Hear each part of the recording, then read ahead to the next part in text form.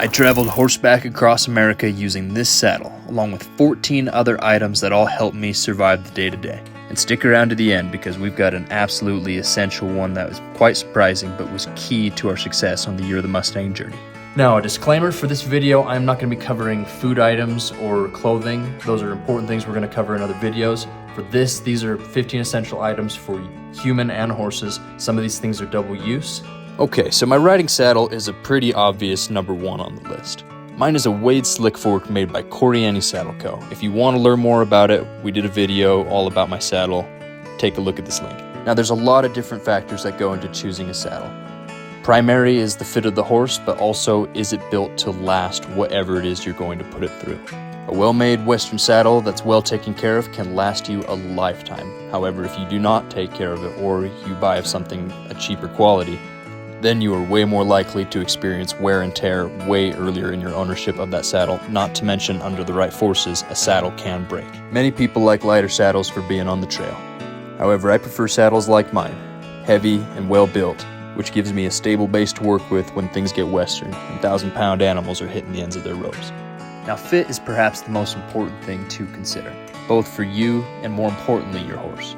And while there's hardly such a thing as a perfect saddle fit, and horses' bodies do change over time, you want to get as close as you can. You'll be looking for a saddle that evenly distributes the weight of the saddle itself plus your weight on both sides of the horse's back, while not cutting into its shoulders and not putting you too far back on the horse's hips either. And there is so much more that goes into proper saddle fit, so if you're inexperienced with this, I recommend speaking with a professional saddle maker or professional saddle fitter and learning all that you can about that process. I love my saddle. It was comfortable for me, durable, fit my horses well, but at the end of the day, you're going to need to do what works for you and your individual horse. A lot of these items I'm going to show you guys are more representative of a decision that you're going to have to make for you and your animals as individuals. Some of these things are absolutely 100% necessary. I'd say they are must-haves regardless of you and your animal situation. Now with this next item, a lot of the principles are the same as the riding saddle, your pack saddles. Now there's a whole nother level of education required for running pack saddles and packing loads on horses.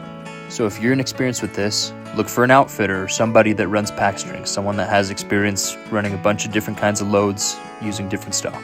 In the US, there's typically packers that run clinics during the summer months, and those can be a great way to learn.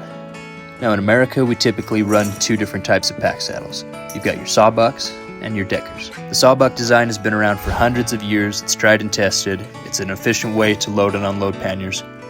However, I run deckers, so I'm going to be speaking to those. Now, deckers were invented just over 100 years ago. They utilize a more complex rigging system than sawbucks for better weight distribution on a horse. Their trees are held together by two large D-rings. These are where you attach your panniers. Now, because there's more rigging on a decker saddle, there can be more rubbing. And with long-distance horse riding, saddles and rigging rubbing on your horse's hair is one of your biggest fights. So, similar to your riding saddle, you need to make sure you understand how a pack saddle is supposed to fit a horse. Regardless of what type of pack saddle you use, your bars have to have good contact with your horse's back. I replaced a pack saddle only a few months into the trip because it did not properly fit. Overall, this is one of those that you're going to have to figure out what works for you and your animals. Next up is a water filtration device. Now, this is just a good emergency item whether you're in the backcountry or not. And if you are in the backcountry, you need a solution for your own drinking water. Now, in the beginning of the journey, I was working with a couple of different filtration systems to figure out what I liked the best. I tried several that were hand pump or that used air suction. Most just seemed to clog up pretty quickly and they were difficult to keep clean. Even from the get-go, I wouldn't get enough water output for the amount of time I was putting in. Then I got this gravity-fed water filter by Water Drop, and this thing is super cool. I could fill it with 1.5 gallons of water, and then gravity would bring the water down through the filtration system into the tube, and it would drizzle into my canteen. I would just hang it from a tree or from my tripod, and then I'd go off and do something else while my bottle filled itself.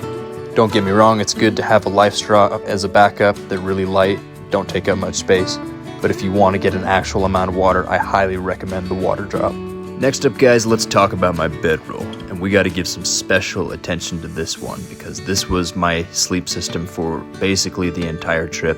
Anytime I wasn't in a bed, I was in this thing.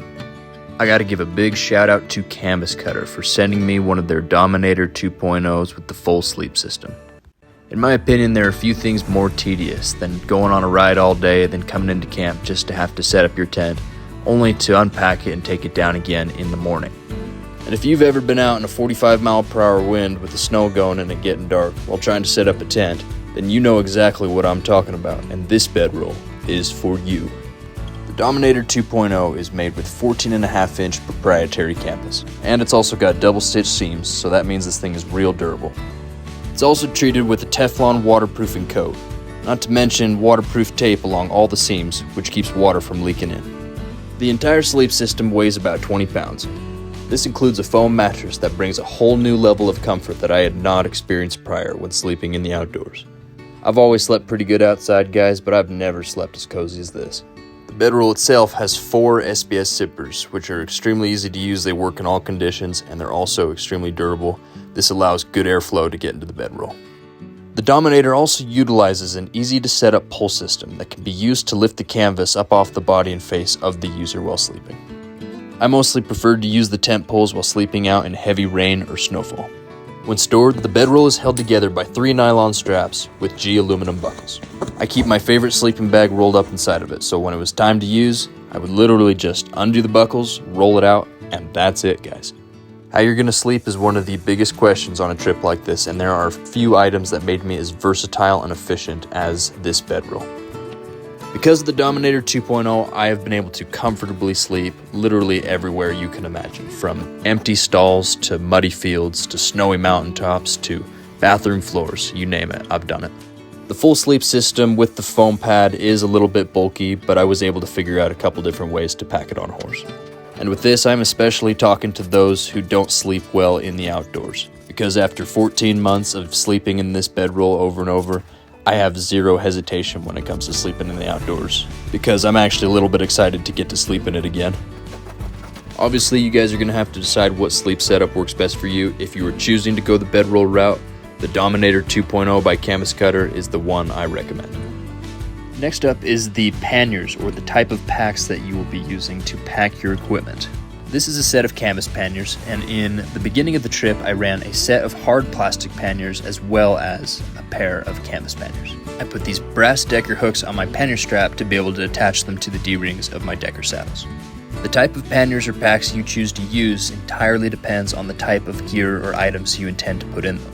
Hard panniers are better at protecting items and keeping them out of the elements. I would keep things like food and anything that I wanted to stay dry inside my hard panniers. Hard panniers are also a lot more durable than canvas panniers, though this same factor makes canvas panniers a lot easier to pack and fill with items, especially things that are bulky.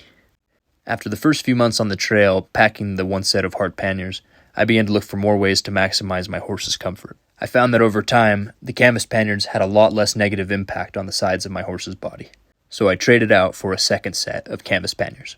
And after I sent one of my horses home, I still continued to run just one set of canvas panniers for the entire rest of the trip, and this worked fine. Of course, there are other types of packs out there. I'm showing you what I used. Of course, you're going to have to figure out what works for you and your animals and the type of gear that you want to bring. Next up is a good sharp knife. Now, obviously you can get a knife a lot of places. I made this one myself, however. Get something that you feel comfortable wearing on your person all of the time, and that is easily accessed. For me, this is one of those items that's indisputable. A knife has a million uses in the backcountry, especially in a survival situation / emergency situation. However, the most important thing to consider is when you are dealing with stock in the backcountry, accidents happen. Horses can fall down, and the only way for them to stand back up in some situations is if you cut their load off of them. If you are attaching horses or stock together through a breakaway system, be ready to go cut breakaways yourself. Have a knife you like, and make sure you use it. Next up, saddle pads. Now when it comes to your pack pads, the pads that you use for your pack saddles and your loads, my opinion is that you can't really go too thick. There's very little out there on the market that is too thick of a saddle pad. When you're on the thicker side, the better. This is the primary impact absorption that your horse has between the load and its own body. You want to make sure they're the right length and fit. If they're too long, then you might have unnecessary rubbing. If they're too short, then you might not be protecting your horse's body from the load and the saddle. When it comes to material, the best thing out there is your wool fleece type pads. Those are going to fight the rubbing the best. You can do wool poly blend as well, so you need to get out and test what works best for your animals. I've found that in the cold weather, these things are less of a concern. In the hot weather, when a horse is really sweating and dirt gets in there, that's when you have your biggest issues with sores. So if you're working in hot climates, then you really have to think about the material of your saddle pads.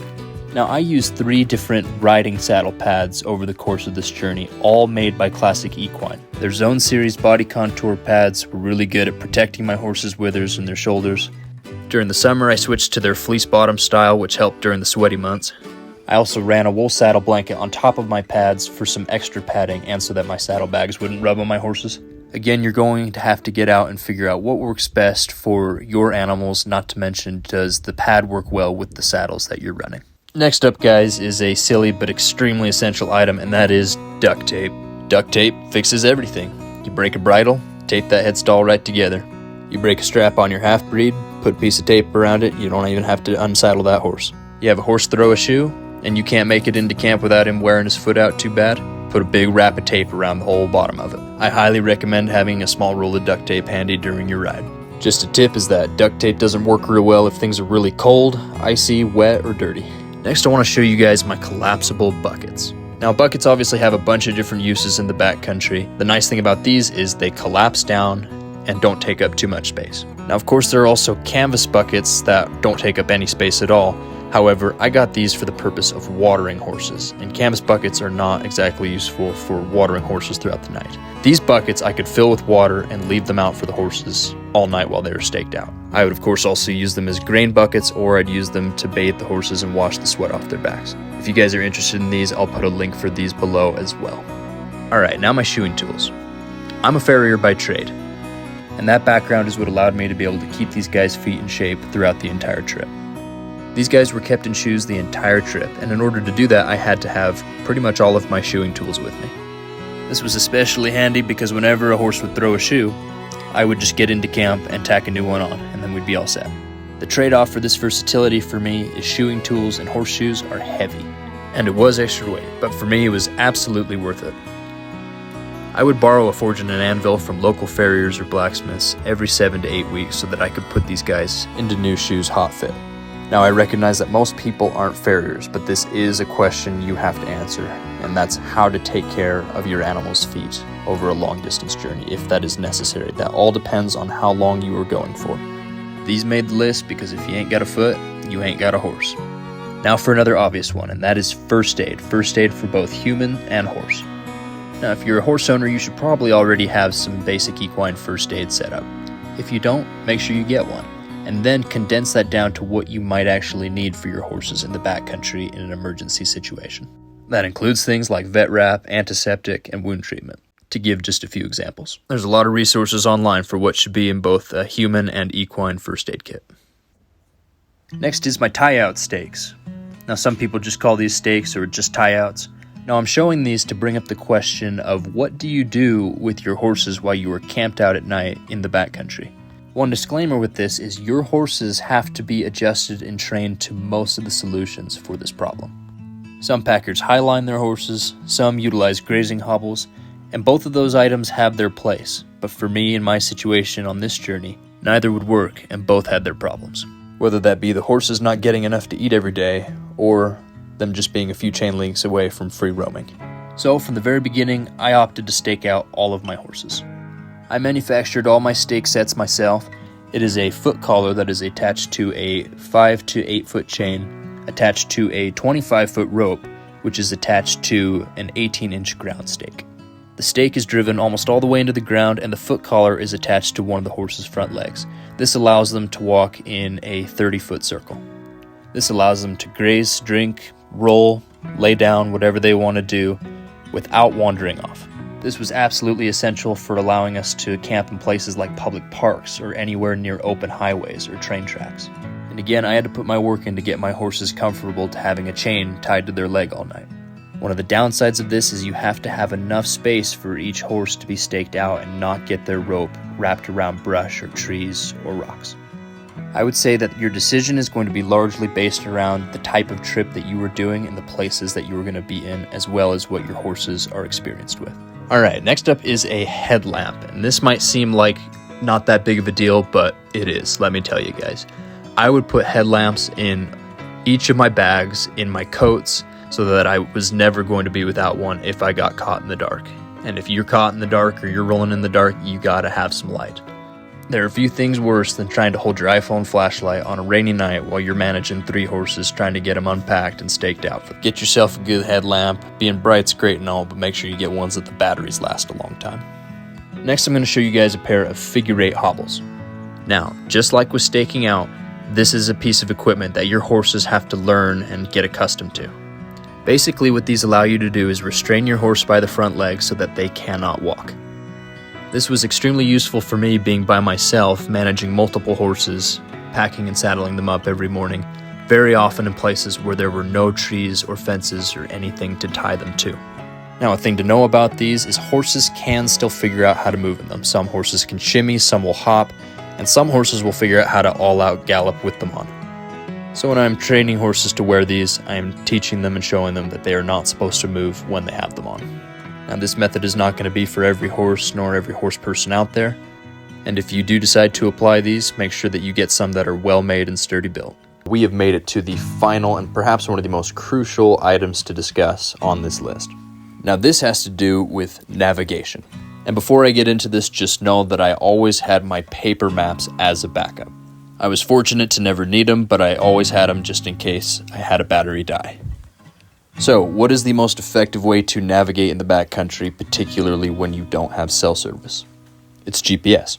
For the entire trip, I had a Garmin InReach Mini strapped to my side. I have the Mini too, and I found it extremely effective and easy to use. It's because of this I knew where I was at all times. I never got lost because I could always see where I was on the map. Using Garmin's tracking system on the device, I was able to track everything I did. This was Bluetooth to my phone, which made for really easy interface. What I like about the Garmin InReach Mini is it only weighs a couple ounces, so it was on my person all the time and I barely knew it was there. There's a lot of other cool features with this one. I was able to send basic text messages entirely off of cell service. It also has an SOS feature on the side that allows you to contact local authorities at the push of a button if you are in an emergency situation. Now, of course, guys, there are other GPS devices out there, and what you will actually need to have as far as navigation goes will depend on you, and more than that, where you are located. For me personally, I recommend the Garmin InReach. It's got a lot of different applications. It's totally worth it. Being able to so easily set up my daily routes, as well as always know where I was at, even without cell service, was key to the success of the Year of the Mustang journey. Guys, so like I said in the beginning of the video, this is not even close to all the individual items you actually need to get into horsepacking or to do a long distance horsepacking trip. But I hope this, guys, gives you a foundation, gets you asking the right questions about the sort of things that this actually takes as far as gear goes. And I want to put it out there that all different packers use all different types of methods, all different types of equipment and tack, and different ways of doing things. So I want to hear you guys put it in the comments below what you think I missed. Let's see what other people are doing, what you think should be on our top 15 list of most important gear items as far as horsepacking and long distance horse riding goes. Can't wait to hear what you guys come up with. Well, there you guys have it. I hope you enjoyed this list, and if you learned something, feel free to let us know below. If you enjoyed this video, please hit that like button. Also, guys, make sure you're subscribed because we have videos like this coming out every single week on the Jake Harvath channel. If you guys are interested in supporting this channel, please go to you'rethemustang.com and buy yourself some merchandise, or you can just donate. But we do have brand new designs out on t-shirts, long sleeve tees, and hoodies. We've got a Year the Mustang finale t-shirt. It's got all the states we went to on the back with all the dates.